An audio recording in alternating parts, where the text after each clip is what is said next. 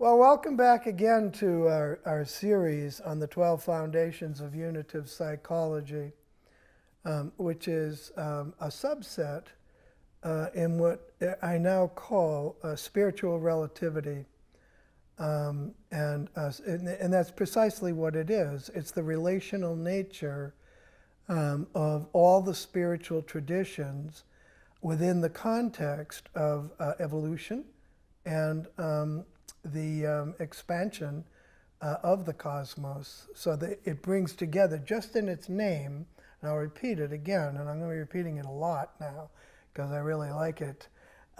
It's spiritual relativity, and it relates us to the life systems of the planet, to the other traditions, to all of it.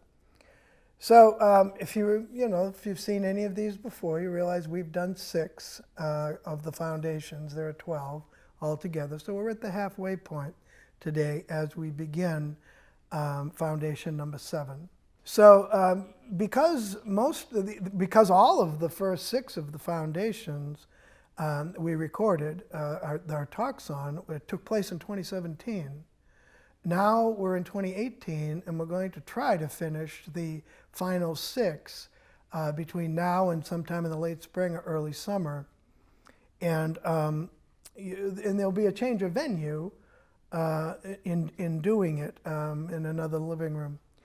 So today we're going to do number 7 of the 12. And I'm going to read it first. And of course, it will appear graphically on the video. So here's number 7. Healthy soil, water, air, and sunlight, and their unrestricted flow are prerequisite to health in individuals and in all communities, whether human or non-human communities of life. As such, unrestricted permeability or flow can be understood as a fundamental right of all that lives. Psychocultural permeability is equally essential for all humans and human cultures. Blockages to permeability can lead to both psychic as well as physical conflict and pathology. So the reason I talked about 2017 and 2018 is because all the way through these talks, there has been a larger and more pressing problem in all of our private lives, certainly mine, as well as in our national life, the people of the United States of America and their magnificent Constitution, but also a nausea, a feeling of insecurity about not only the future, but about the present. And it's really affecting our lives publicly, personally, internationally, perhaps more than any other way. And so I typically will take the time to talk about that problem, which really centers itself in the Oval Office and in the cowardice of the Congress, both Senate and the greed of both the Senate and the House Republicans, and the fear or tremulous nature of the Democrats. And I'll talk a little bit more about that as I read through this stuff this morning. And so I think that's more important than anything else I would say, and so I link it to everything I say. And so having read the unrestricted flow statement and all of that, I'm going to begin with a piece that I've called The Politics of Decency. And it's going to be the basis of a blog I intend to do, and in the basis of a promise that I made to my teacher, Thomas Berry, that I would write a political book on what's happening in the natural world. And part of that is to start claiming inalienable rights for all that lives, for the life systems of the planet, for the planet herself. And I'm going to begin with this piece. There's many of them. I write pieces every day. But this one here is of particular importance to me because it takes me up short. It grabs me by my own collar, throws me against the wall, and says, "What's up, pal?"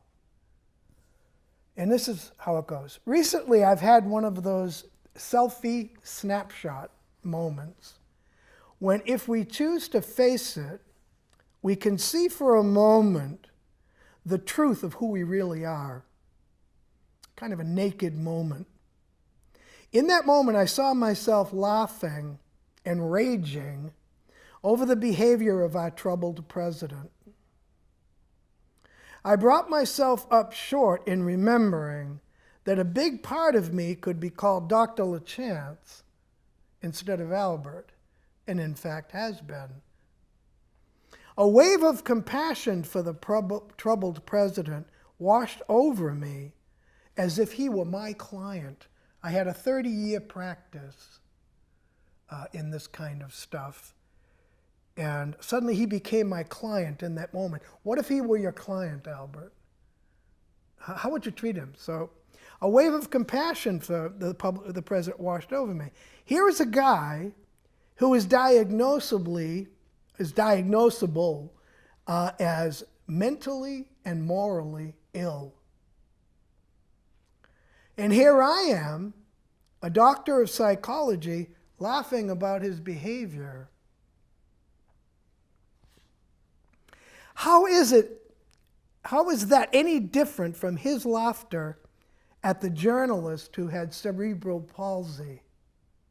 You remember that, right? That whole thing? Here's a guy running for president, laughing about somebody with cerebral palsy. The man is cognitively, emotionally, and instinctually ill. And this part of this sentence will be hooked into what I'm saying about number 7, Foundation 7. Those sicknesses together block out any hope of maturing into the kind of person we saw in our previous president, Barack Obama, and his wife, Michelle. The president's soul is, in my opinion, stunted by an addiction illness. He has not and will not ripen into maturity, and here I am, again, a doctor of psychology, laughing at him.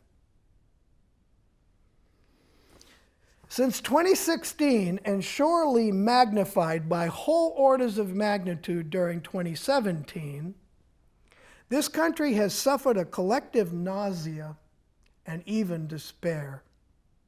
The, quote, Republicans, in other words, the so-called Republicans, seem to be on the verge of becoming a crime family, bowing to their godfather in the Oval Office.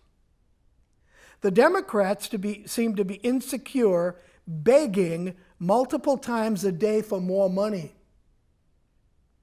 And where are they? I don't see them coming to their districts and giving talks trying to soothe the terrible nausea and the despair. I don't see them. I don't see them. All I do is I hear from over and over and over again until I have finally decided to declare myself independent and have unplugged the telephone at home. We do not answer it. The Supreme Court fails in its obligation to uphold impartial justice and has ruined our democracy with Citizens United. What a sham of a name. Citizens Divided, rich and poor, would have been much more accurate and believable. But these euphemisms betray the corruption from which they're born. A law that opened our political process, Citizens United, a law that opened our political process to unlimited amounts of corporate financing and its corruption. The whole thing began to disintegrate with the lies of Clarence Thomas about never having read, discussed, or had a conversation about Roe versus Wade. What? In 1865, would you have believed anyone aspiring to the court of final hope who made a similar claim about the Emancipation Proclamation? It simply wasn't true. It wasn't true. So if we open the door to entry onto the Supreme Court by lying, and if we have a Congress that is supposed to be representational, that is either greedy or basically a crime family, and a person in the office who is leading them only to their destruction, really, where are we supposed to go with all this? When lies are not called out by truth, self-evident truth, the liars assume that there are no consequences for lying. Our silence becomes their stamp of approval. While we rail about the state of the nation, amused or aghast, it doesn't matter. Amused or aghast, either way, either laughing about it or, oh my God, this is terrible. Neither of those matter. They're both the same thing. They're both two forms of denial. That's what they are. By the antics of those suffering from profound moral pathology. Kim Jong-un, Putin, and our own troubled president are not above igniting the ultimate fire in which we all shall burn. And that's got to be grasped again. Gorbachev understood. Gorbachev understood. Gorbachev, in my mind, is something like a Russian Churchill. He understood. Have we lost common sense, which is another way to say self-evident truth? Along with that, have we lost all political decency toward the North American continent and its first peoples? Toward those that we dragged in chains from Africa and sold like horses or used cars? Toward the poor and the helpless, toward the immigrant and all whom we think of as other, toward each other. Are we becoming a people of the lie? Have we noticed that the Democrats have betrayed their own covenants with workers, leaving them unsupported and angry and ripe for a president who courts their vote and then abandons them as well? Have we placed King George in the Oval Office again? Has the soul of the nation, its government and constitution atrophied? Why don't we simply erase the board and start over again? Why not start again right here in New Boston, where this will be, hopefully at the New Boston Library, this talk will be given. In New Boston, comma, New Hampshire. Capitalized new, all full uppercase and all the letters of new. Why don't we reread or read for the first time the Declaration of Independence? Why not choose those who represent our real greatness rather than to believe liars who fail to lead us while they expect us to support their greed? Does the new tax law serve the American people or the people called to serve them? Well, they serve no one but themselves. The troubled president suffers from a cluster bomb of diagnoses, all of which are delusion generative. Delusional thinking, delusional feeling, delusional instinctual signaling. The pain of the president's interior paralysis is the source of his projected cruelty. It is reminiscent of one stuck at the junior high level. Think of his sad bragging about being a star. Everyone finds it funny, but think of how sad that is. That's like the kids in the schoolyard saying, well, you know, my daddy is a whatever. And his bullying and ridicule of his own Republican colleagues. I once attended a Catholic high school where there was a student who suffered from cerebral palsy and had a table on wheels which he pushed, arms and legs flailing, down the halls from classroom to classroom because he couldn't carry them. There was a small cadre of rich and spoiled students who mimicked him while walking alongside of him on both sides. You know what the halls are like between classes in high school. They're mobbed. And here's this guy struggling along, and here are they in very fancy clothes ridiculing him and walking like him. They only did it when there were 5 or more of them together. I felt this guy's pain and my own internal paralysis of being brought up in an addicted household. I felt disgust for the adolescent cruelty, for their adolescent cruelty, when I witnessed the president doing the same thing for his cheering adolescent audiences.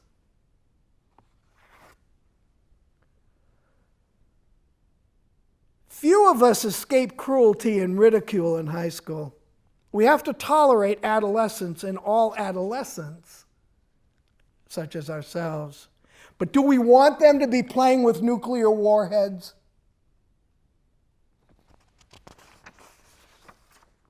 As a cultural therapist, I have written extensively about our culture in terms of its addictive pathologies.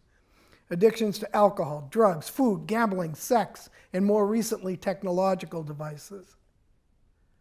Since President Clinton, we've had presidents who displayed addictive behavior or owned actual addictive behavior, such as did President Bush. 16 years of addicted presidency, if we add Clinton and Bush together.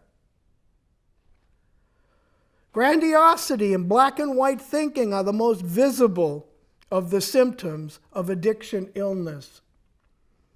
Self-centeredness, self-will run riot, oppositional disorders, lying, cheating, stealing, always wanting more of everything.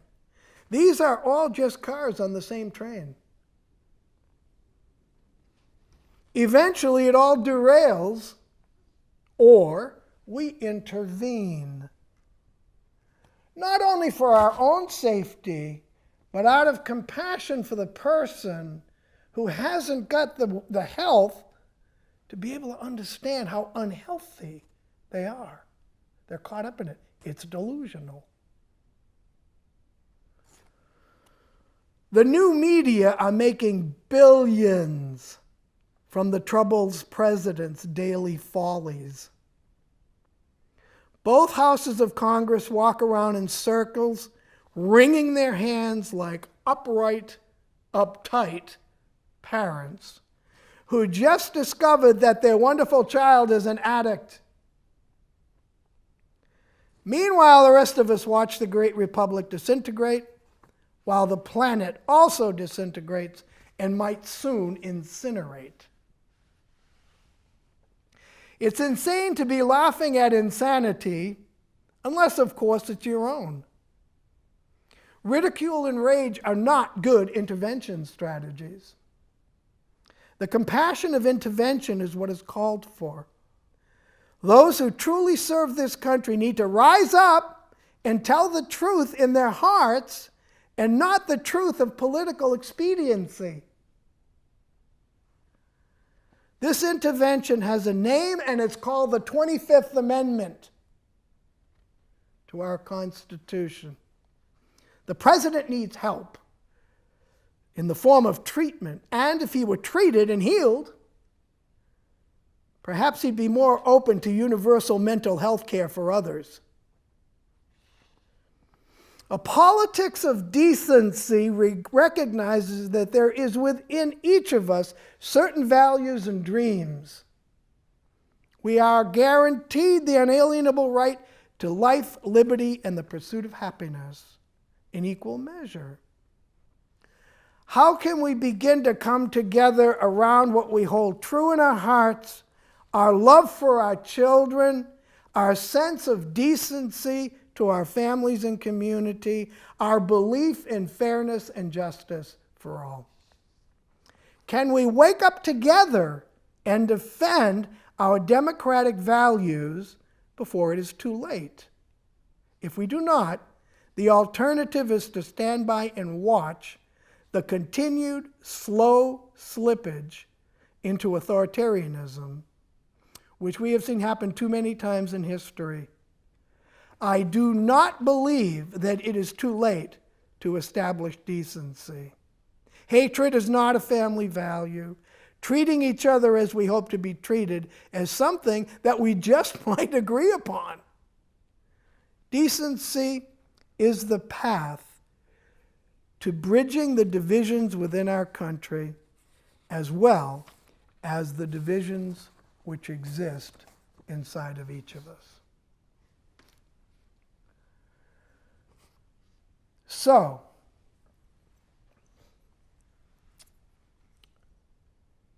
I want to talk a bit now about flow and permeability in the way that I use them.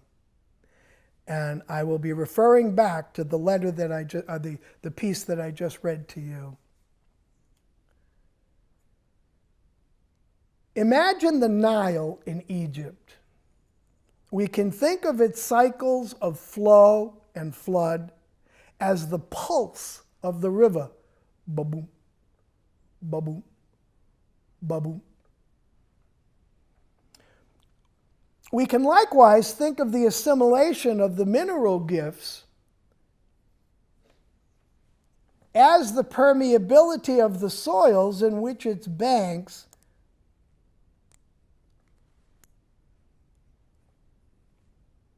bring forth the possibility of a viable and vivid agriculture.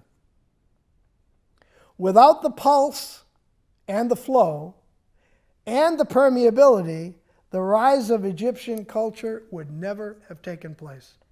Egyptian culture is the Nile brought into self-reflexive consciousness. 3,000 years of Old, Middle, and New Kingdom Egypt, not even to mention the modern period. All of it eating a river.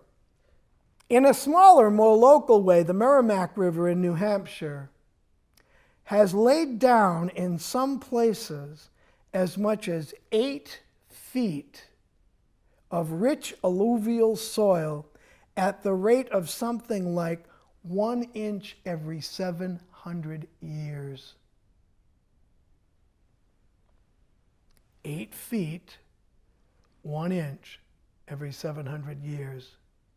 Who are we to dig that up and sell it to Joe down the road for his lawn around his pink house?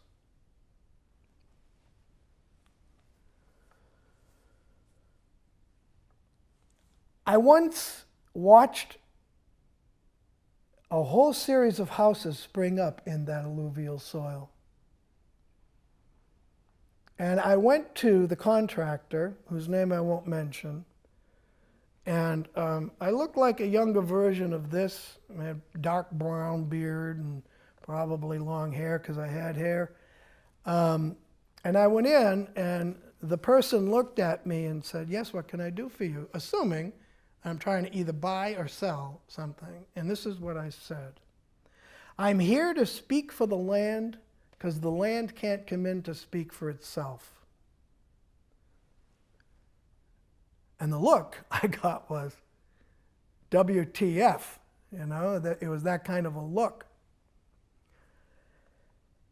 On that land that was being used was a thing called the Passaconaway Golf Course. Passaconaway was an Indian sage. He was a holy man, and he was buried on the banks of the Merrimack River.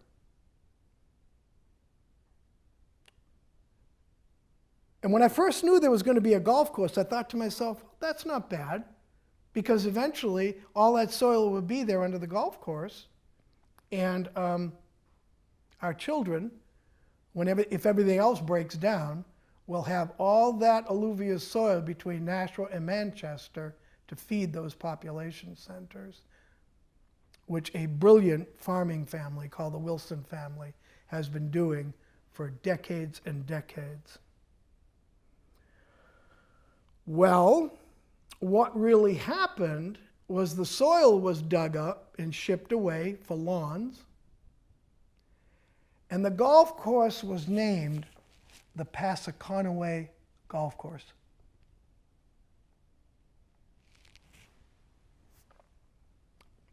There's nothing more that can be said. Just saying it is enough. Passaconaway Golf Course. So it's high time that we pay attention to the continent and the first peoples. That's the beginning of the politics of decency, and it's also the beginning of recognizing the pulse of the Merrimack River over centuries and what it left us for a gift. Do we really want to take it down to the sand underneath and ship it all out? Well, to my amazement, I don't think the houses were built anymore. I don't think there were any more. I drive by there and I look, and the golf course is there, and there are the houses that were already just built, and I don't think there have been any more built. We can talk about these things. Now, how about some dignity and decency toward Passaconaway,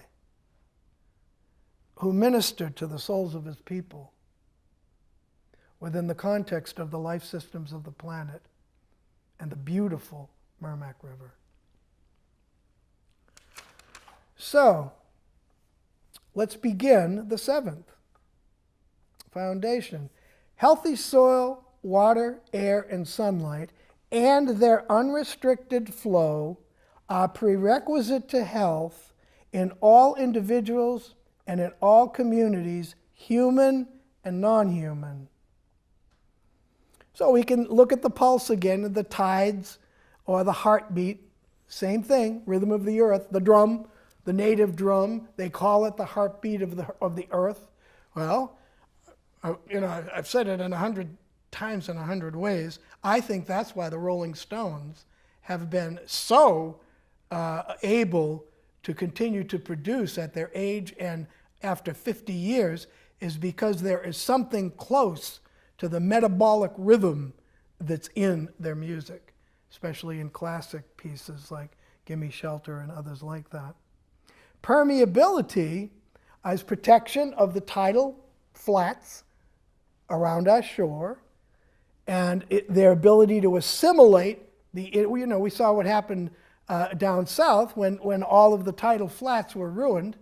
What happens is, well, you get flooding. That's what happens, because the assimilation, the permeability of that part of the ecosystem has been ruined or completely disabled.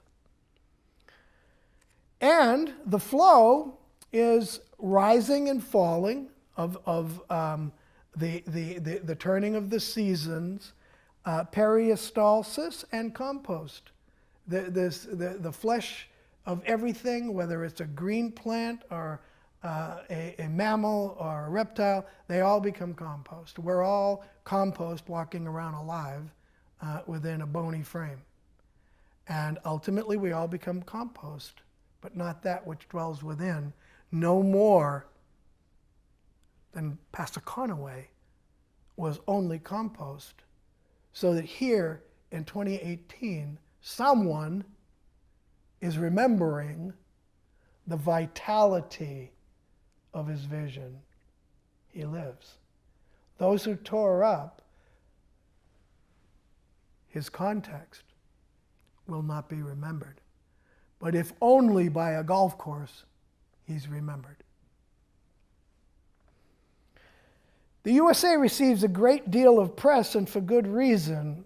But Lincoln reminds us that the North American continent, of the North American continent, in the U.S. Constitution, he talks about that very fact, that in his address on Thanksgiving, he talks to us about gratitude.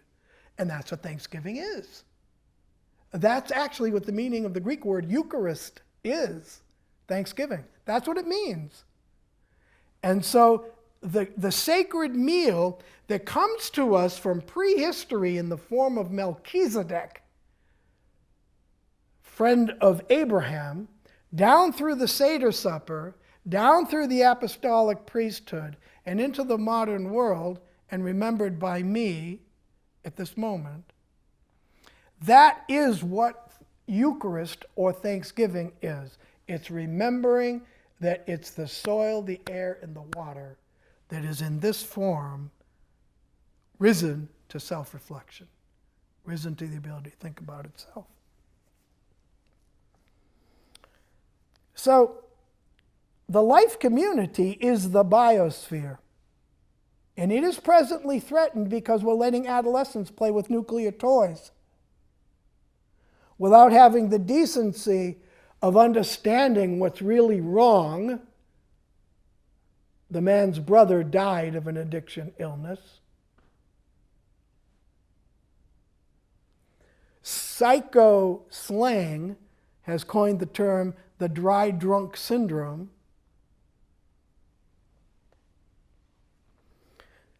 So the U.S. Constitution, in speaking about gratitude for this beautiful, beautiful continent, is speaking about the noosphere, the self-reflexive part, the sphere of knowing, in other words, human culture, the atmosphere, the hydrosphere, the soil systems, sunlight and permeability and the flow of energy, and wonder, O-N-E-D-E-R, wonder at the cosmos itself. The animal communities of North America, likewise, have the right to healthy habitat, soil, water, air, and sunlight, because they too are North America. They're not on North America. They are North America. I heard this story once. I was reading, I think it was in a book called Changes in the Land. And the man was writing about if a squirrel takes off in Maine, jumping from a tree to another tree, he can jump all the way to the Mississippi without ever touching the ground, from tree to tree. That's how plush it was. They talked about the carrier pigeons, several billion individuals in a flock. They said that the sun would darken when they flew over because there were so many of them. And in 1914, the very last one of them died. They had named her Martha Washington. She died at the Smithsonian, the very final individual in a genetic strand. And you know how they all died? They died because we set up gigantic nets to grab them and bring them down and ground them into fertilizer and put them into the soil instead of making real compost.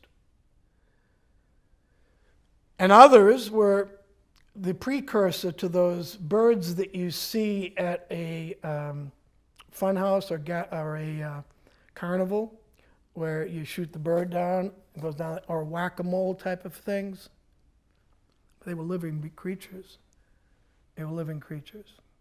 They were doing that too. Those are the precursors of all of those foolish trivialities that make up so much of our lives as the continent disintegrates.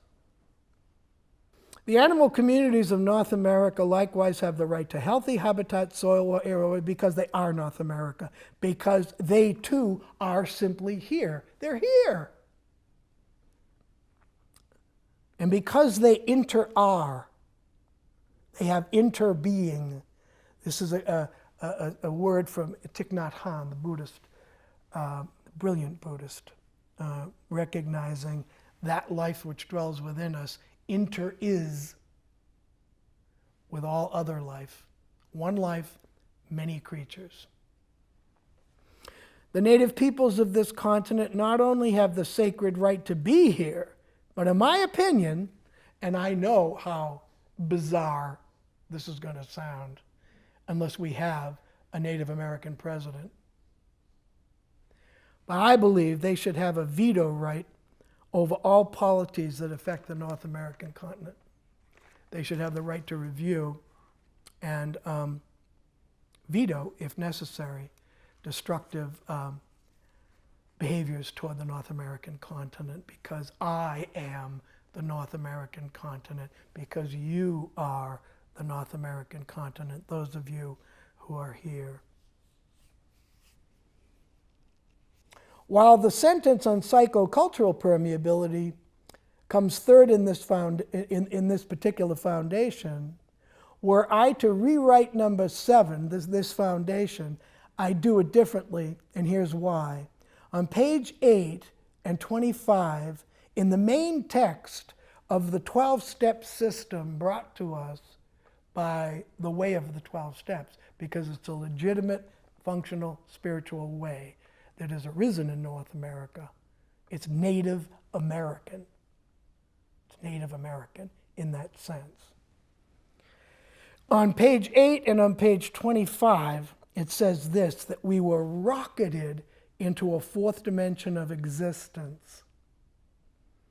In the same text on page 84, there is a powerful little sentence which says, we have entered the world of the spirit.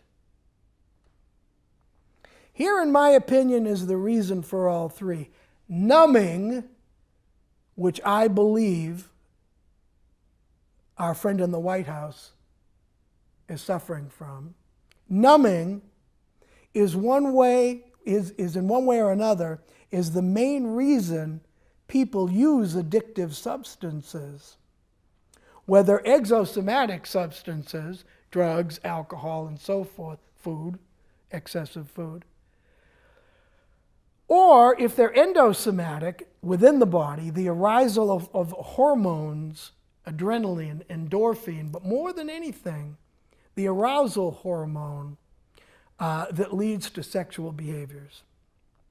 Whatever chemistries are one's favorite, the purpose almost universally reported is to numb uncomfortable feelings, either by arousal, the mild euphoric state that precedes sexual behavior, or the increased heart rate and shallow breath that accompanies the experience, which lead inevitably to some form of sexual behavior. That's what sex addiction is. It's not the behavior itself. They call it a behavioral addiction. Sort of true. If you wanted to call going to a bar room and pouring things down your throat is a behavioral addiction, it isn't. Sex addiction is an addiction to a hormone of arousal that we all feel when we are awakened to sexual behavior. And herein is the problem that our dear friend has. Over time, induced numbing clouds or fogs the functioning, first of the cognitive functions, then the affective functions as we go deeper into the brain, and then instinctual functions. Cruelly, the light of the soul begins to fade out. The soul is who we really are. We're not our thoughts. We're not our feelings. We're not our instincts. They are signaling within the organism, and they die with the organism. The soul, however, is the life within ourselves. So, we find muddled thought, garbled emotions, and distorted instincts form the recipe from hell, which causes us to forget who we are, because the soul is who we are. And the soul is forgotten as the brain numbs. We can't, the only way to understand it scripturally, if we go to the Christian understanding of it, we make God serve Caesar rather than Caesar serving God. The brain is supposed to serve the soul. And if the brain is befogged, boom, the curtain falls and the soul is no longer part of the picture. Can't feel what's going on inside of ourselves. And others can't feel what's going on inside of us, because the actual presence of life in which we have interbeing, inter-are, is no longer resonant. It's horrible to think about. The soul, who we are, can't manifest in the now opaque consciousness of the brain. As use progresses, so do the symptoms. We find that our numbed and befogged brains block the entry of love from the outside, from others, because the brain has become impregnable to love. Horribly, the soul too becomes opaque, and in that soul is the window from and toward eternity. We no longer feel love from within, the love of the sacred, and herein lies the horror of the alcoholic addict loneliness. We become trapped in an ego of shrinking viability. It's losing its life, it's disintegrating, and we're trapped in it because the soul is no longer able to be permeable to the light of the sacred and inform the brain of that manifestation of the sacred, the manifestation of the light. So this alone on earth and alone in eternity becomes our state. We can't connect with love from without, and we can't connect with love from within. And so we're like sealed capsules drifting through a frozen universe. It's no wonder people go back to the drug of choice in order to relieve for a moment that pain.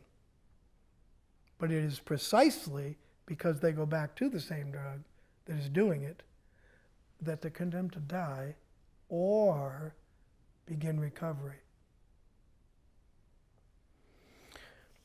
So then now, at that point, we drink to end the torment until we die, or we enter recovery. If we die, the primate is buried, and the soul, freed from the brain prison, will not go to hell, but will leave hell and be graced with the reincarnational karmic grace to try again. As the disease is progressive unto death, the recovery is progressive unto eternal life. It all begins again with the brain. The outer brain, cognition, or neo-mammalian cortex, begins to clear just as though someone turned on the windshield or the windshield defroster. It's kind of like that. There you have the windshield. You can't see out. It's all frozen. Someone turns on the defroster, and it begins with a pinpoint. It opens outward, and suddenly we can see the world again, and we can see those who are trying to love us, and we can remember that we love them, and that we love this beautiful earth, and this beautiful continent, and this beautiful constitution.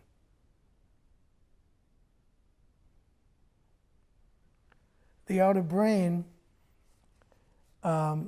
begins then to clear. Next, in the middle brain, or paleo-mammalian cortex, the feeling or affective zone begins to give up its repressed dead. The inner tombs open up, and the noxious odors of repressed pain, shame, guilt, remorse come up within us like an acid burp. Much of of GERD, I forget now what the acronym means, but much of it is caused by repressed emotional memories. And with the help of the Way of the 12 Steps and friends in the alternative community found at their meetings,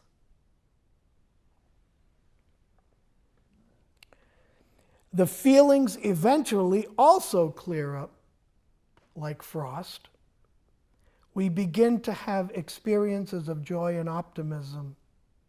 We fall in love again. Continued recovery will eventually reach brain number 3, the brainstem. And the instincts begin to recover. So go back to our rocketing idea on pages 8 and 25.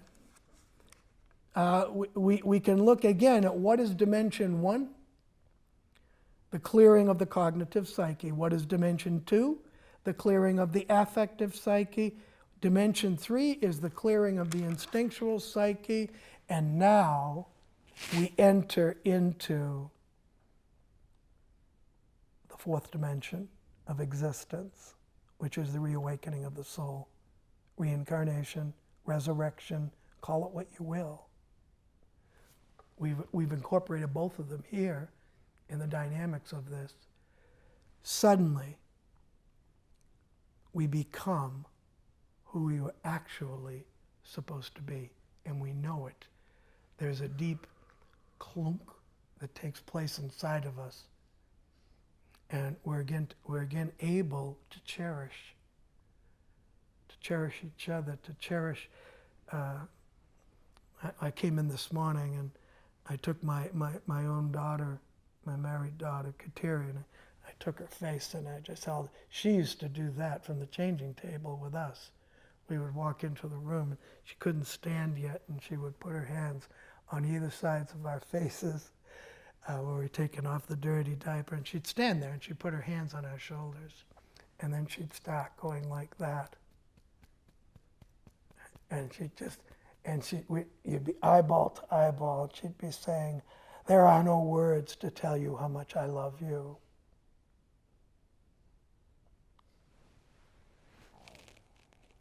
And today I walk in and I see whom I call my little brother Eli,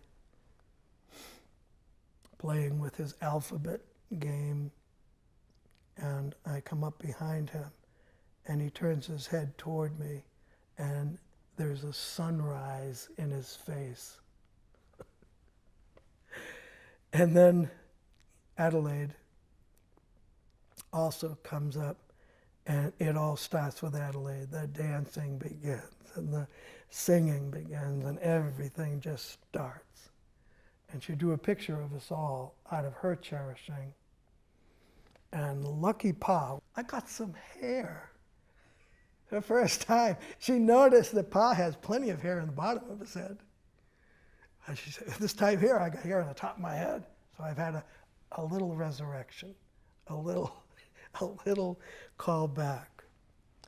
So anyway, we're almost done here. When a very dirty window is cleaned, the sunlight permeates the room. It's permeable to the sunlight. and flows in. Dimension number 4 is the remembrance of the ego and the soul.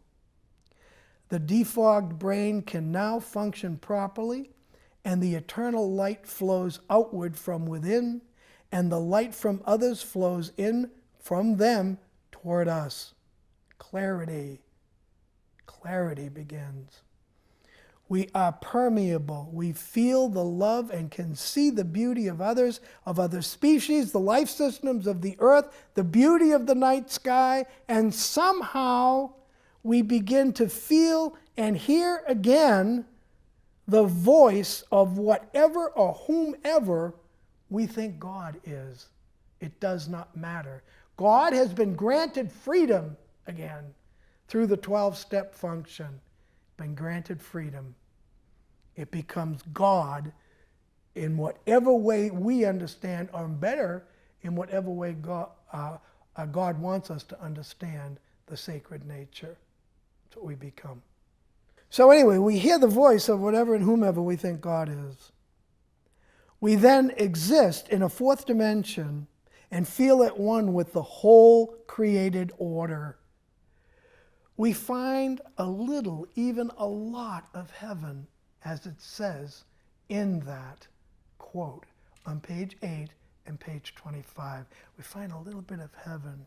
We enter the invisible on page 84. We've based everything on what we can see, feel, hear, touch. Now we begin to move in the invisible world. And most of the universe is invisible. Way over 99% of the universe is invisible. And that's what spiritual mastery is.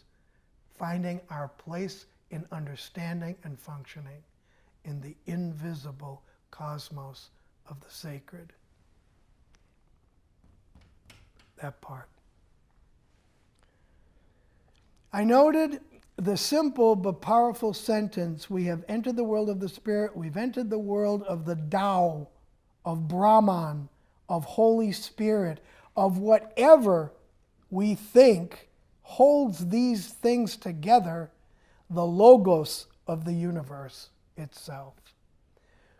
We are permeable as a spring breeze moving through a screen door, and are innocent again. It's so hard to overestimate what it feels like to have one's innocence restored. To feel again the joy and the simplicity of the way in which we were as children. No matter how badly we were treated, or how badly we were hurt by privilege, we recover and we can find once again an innocence in which we realize we have it all. We have it all.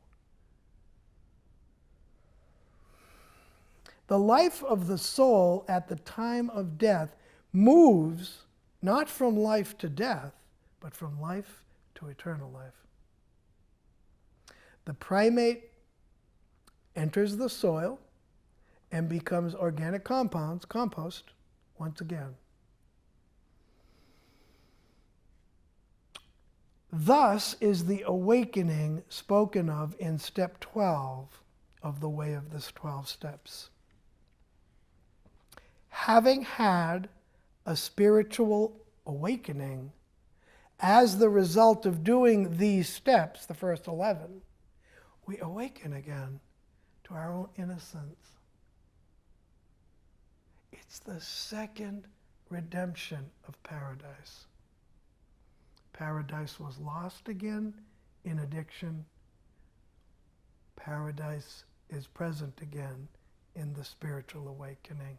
We can see again. We can feel again. We can think again. And our instinctual signaling is not at the expense of everyone else as we look for a way to fill the missing hole in ourselves, which was the place where the soul lived, until addiction took it over. This is important for us because the country is absolutely shattered in a pandemic of addiction. we have got to deal with it. And frankly, that's why Thomas Berry asked me to do what I'm doing this very morning, because he knew of my own recovery, then of, I don't know, 25 years, it's 40 years now. And he saw, and he's the first one to call me a cultural therapist, which is a contemporary euphemism for prophet. That's really what he was talking about with me. And that is what is needed, a prophetic consciousness, a prophetic imagination. And I would send the viewer to an unbelievably beautiful book by Walter Brueggemann called The Prophetic Imagination. So we are an addicted culture, and until we awaken, we cannot even begin to see the meaning of sentence number 1 or 2 in the 12th step. Healthy soil, air, water, and sunlight, and their unrestricted flow are prerequisite to health in all individuals and in all communities, human and non-human. As such, unrestricted permeability of flow can be understood to be a fundamental right for all life forms. Another way to talk about fundamental rights is to begin with these words. We hold these truths to be self-evident. Self-evident. No argument. We know when we hold this up that this is a human hand. I don't need to prove anything about the blood flow or the cellular structure or the skeleton or anything. We know this is a human hand. It's self-evident. We'd recognize it anywhere. We recognize it in the caves in Spain and elsewhere in France, where the earliest cathedrals were caves, and they put their hands on the walls and they painted them in the abstract. They painted around them so that their hand, the human hand, would be revealed to us as we enter these caves and enter into our own cathedrals and temples and ashrams and mosques and whatever, anipis. We hold these truths to be self-evident.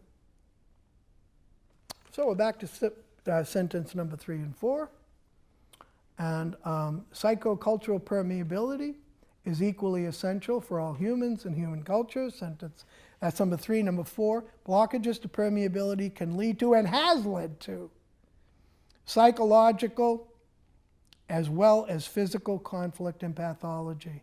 And we are once again toying at the end of a precipice so deep that even the imagery out of A Wrinkle in Time, the magnificent movie, A Wrinkle in Time, even that imagery can't capture the depth of the chasm that could open within us, where this part of the manifestation of the love of God in the universe is incinerated because of the egos of 3 males.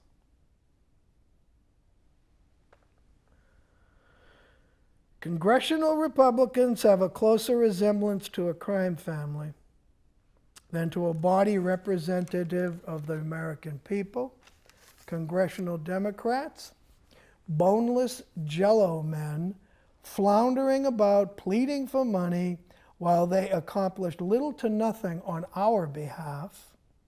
A Supreme Court that lies are capable of being received at the expense of the truth of the land, leaving us shaking as to whether there will be justice.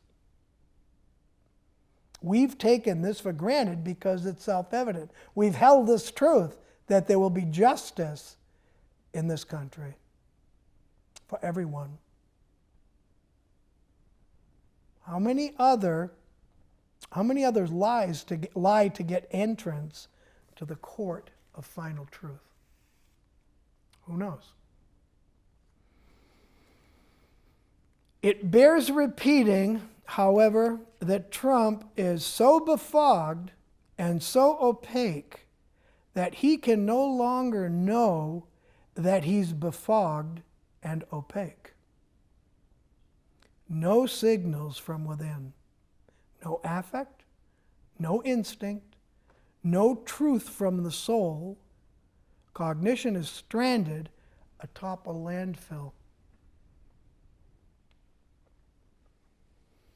He cannot feel compassion, empathy, fair play, or decency, and there is no love active in his dying soul. The love appropriate to being President of the United States of America.